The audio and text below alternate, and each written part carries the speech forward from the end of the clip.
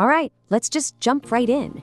If you live or work on the road, you know the search for good internet is, well, it's a constant battle.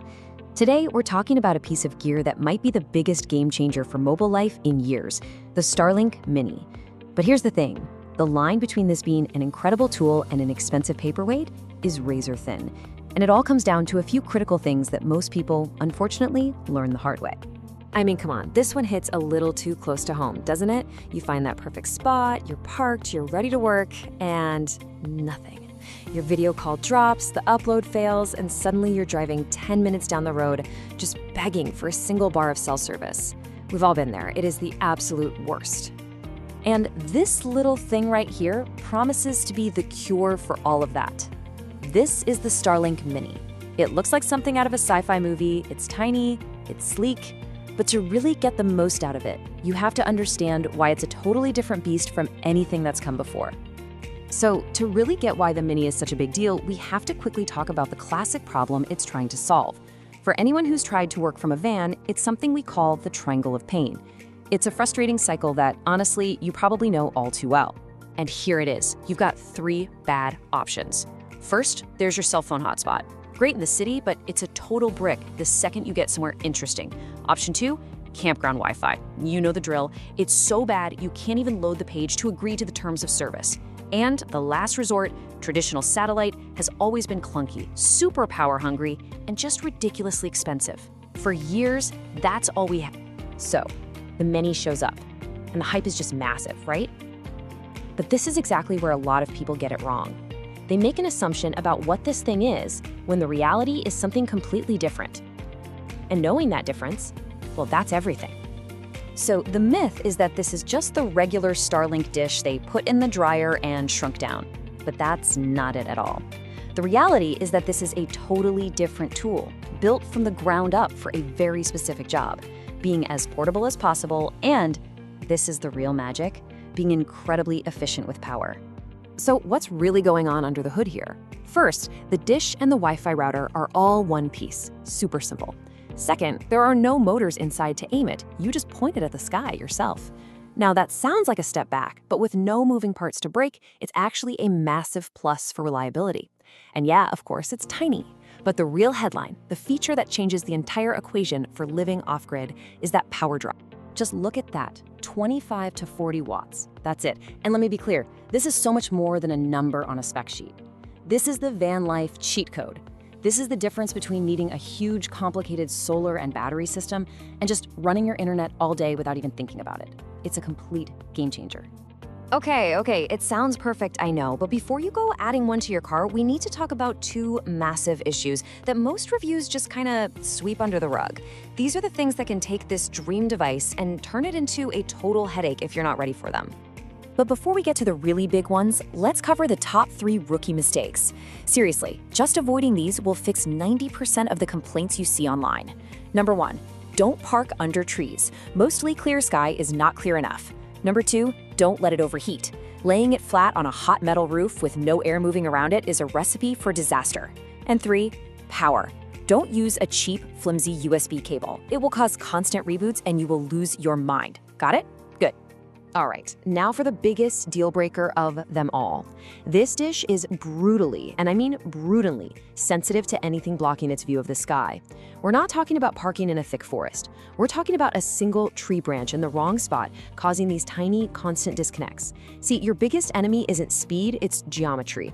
That little dish has to talk to a satellite screaming across the sky, and if a branch gets in the way for even half a second, your Zoom call is dead.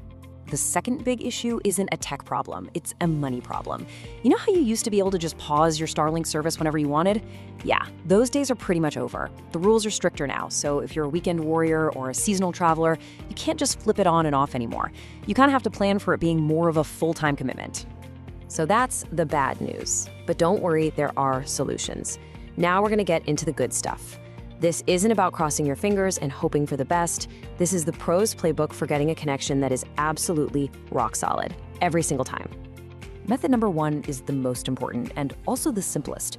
You have to get serious about where you put this thing. Don't just toss it on the ground next to your van. Find the spot with the absolute clearest, widest view of the sky, even if it means running a long cable. If walking 15 feet to the left gets you completely clear of that one annoying tree, do it. That's the biggest upgrade you can make. And here's a little tip. Sometimes raising it up just a few feet is way more effective than moving it 50 feet sideways. Okay, here is a pro tip that will save you so much frustration. Deep inside the Starlink app, there's an advanced speed test. What it does is brilliant. It shows you two different speeds. First, the speed from the satellite down to the dish, and second, the speed from the dish to your laptop. Why does this matter? Because it tells you if you have a Starlink problem or if you just have a bad Wi-Fi inside a giant metal box problem. It's a lifesaver for troubleshooting.